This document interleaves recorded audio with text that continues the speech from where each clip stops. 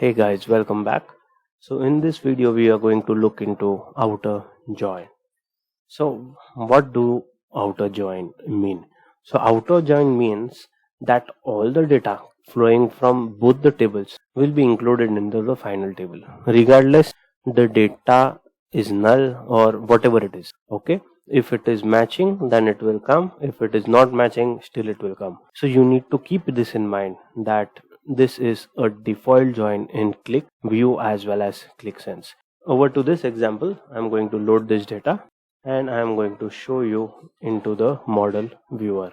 As you can see, all the data available from the table, regardless the sales rep name matched or did not match, it will bring everything together. So this is a very dangerous join that you need to keep that in mind, that you do not have to use it.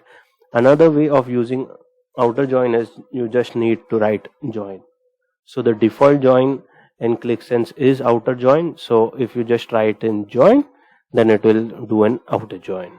So you have to keep this in mind and then you have to start your development.